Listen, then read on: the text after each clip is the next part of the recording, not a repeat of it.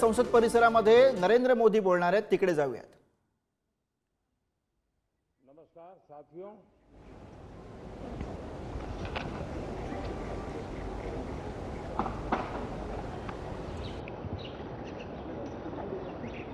शीतकालीन सत्र है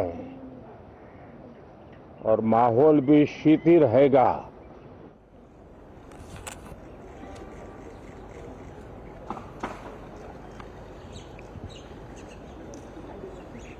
शीतकालीन सत्र है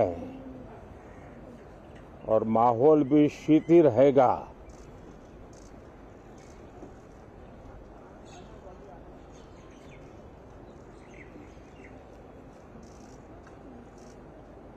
दो 2024 का ये अंतिम कालखंड चल रहा है। देश पूरे उमंग और उत्साह के साथ 2025 के स्वागत की तैयारी में भी लगा हुआ है। साथियों, संसद का ये सत्र अनेक प्रकार से विशेष है और सबसे बड़ी बात है हमारे संविधान के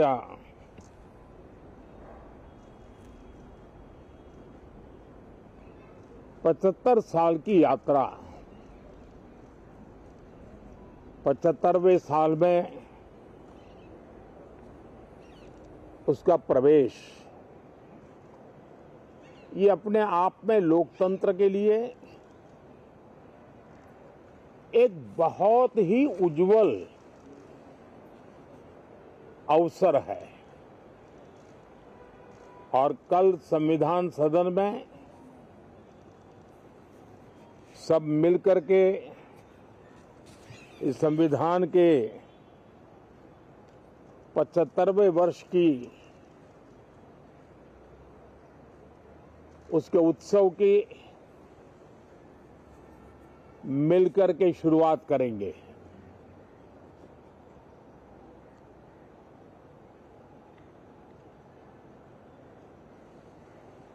संविधान निर्माताओं ने संविधान निर्माण करते समय एक एक बिंदु पर बहुत विस्तार से बहस की है और तब जाकर के ऐसा उत्तम दस्तावेज हमें प्राप्त हुआ है। और उसकी एक महत्वपूर्ण इकाई है हमारी संसद। हमारे सांसद भी और हमारी संसद भी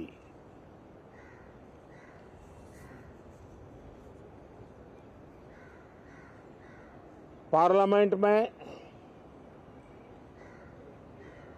स्वस्थ चर्चा हो, ज्यादा से ज्यादा लोग चर्चा में अपना योगदान दें। दुर्भाग्य से कुछ लोगों ने अपने राजनीतिक स्वार्थ के लिए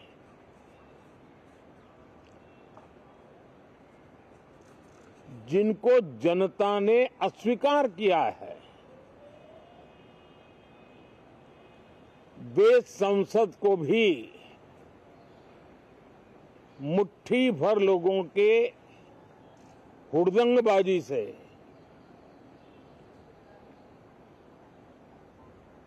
कंट्रोल करने का लगातार प्रयास कर रहे हैं। उनका अपना मकसद तो संसद की गतिविधि को रोकने से ज्यादा सफल नहीं होता है और देश की जनता उनके सारे व्यवहारों को काउंट करती है और जब समय आता है तो सजा भी देती है। लेकिन सबसे ज्यादा पीड़ा की बात यह है कि जो नए सांसद होते हैं नए विचार, नई ऊर्जा लेकर के आते हैं। और ये किसी एक दल में नहीं, सभी दल में आते हैं। उनके अधिकारों को कुछ लोग दबोच देते हैं। सदन में बोलने का उनको अवसर तक नहीं मिलता है। लोकतांत्रिक परंपरा में हर पीढ़ी का काम है आने वाली पीढ़ियों को तैयार करे, लेकिन 80-80, 90-90 बार जनता ने जिनको लगातार नकार दिया है, वे न संसद में चर्चा होने देते हैं, न लोकतंत्र की भावना का सम्मान करते हैं, न ही वह लोगों की आकांक्षाओं का कोई महत्व समझते हैं, उनका उसके प्रति कोई दायित्व है वो कोई समझ पाते हैं।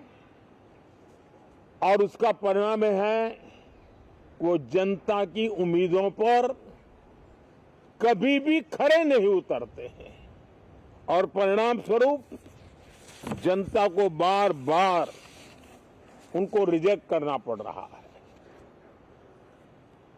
साथियों, ये सदन लोकतंत्र की 2024 के पार्लियामेंट के चुनाव के बाद देश की जनता को अपने अपने राज्यों में कुछ स्थानों पर अपनी भावना, अपने विचार, अपनी अपेक्षाएं प्रकट करने का अवसर मिला है। उसमें भी 2024 के लोकसभा के चुनाव के नतीजों को और अधिक ताकत दी गई है राज्यों के द्वारा, और अधिक बल प्रदान किया गया है, और अधिक समर्थन का व्याप बढ़ा है। और लोकतंत्र की यह शर्त है कि हम जनता जनार्दन की भावनाओं का आदर करें, उनकी आशा अपेक्षाओं पर खरा उतरने के लिए दिन रात मेहनत करें। मैं बार बार खास करके विपक्ष के साथियों से आग्रह करता रहा हूं, और कुछ विपक्ष बहुत जिम्मेदारी से व्यवहार करते भी हैं। उनकी भी इच्छा रहती है कि सदन में सुचारू रूप से काम हो, लेकिन लगातार जिनको जनता ने नकार दिया है, वे अपने साथियों की बात को भी दबोच देते थे, उनकी भावनाओं का भी अनादर करते हैं, लोकतंत्र की भावनाओं का अनादर करते हैं। मैं आशा करता हूं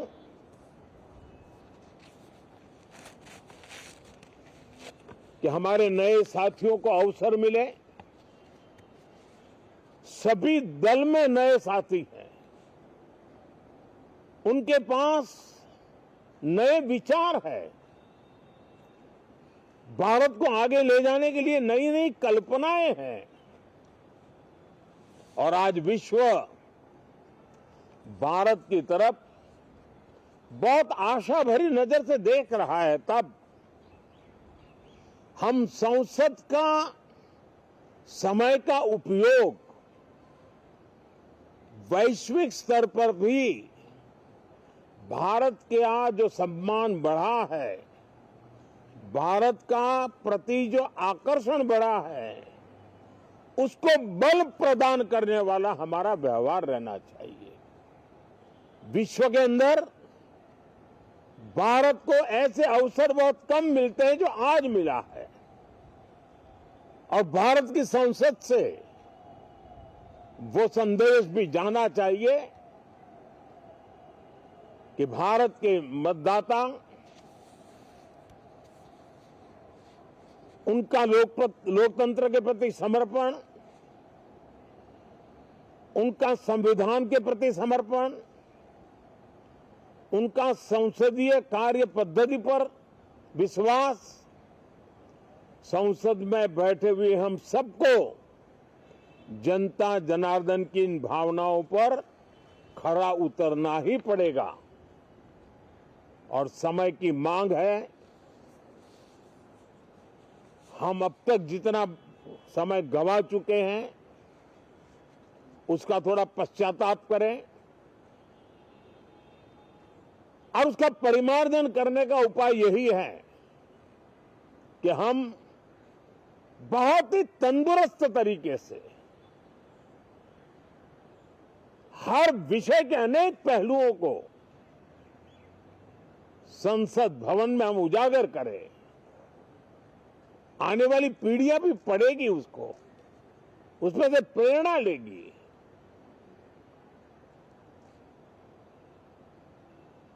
मैं आशा करता हूं कि ये सत्र बहुत ही परिणामकारी हो, संविधान के 75वें वर्ष की शान को बढ़ाने वाला हो, भारत की वैश्विक गरिमा को बल देने वाला हो, नए सांसदों को अवसर देने वाला हो, नए विचारों का स्वागत करने वाला हो। इसी भावना के साथ मैं फिर एक बार सभी माननीय सांसदों को उमंग और उत्साह के साथ इस सत्र को आगे बढ़ाने के लिए निमंत्रित करता हूं, स्वागत करता हूं। आप सब साथियों का भी बहुत बहुत धन्यवाद। नमस्कार।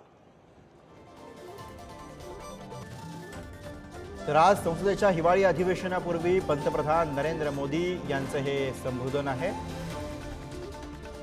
जनतेनं ज्यांना नाकारलं ते संसदेमध्ये गोंधळ घालतात असं म्हणत त्यांनी विरोधकांवरती टीका केलेली आहे।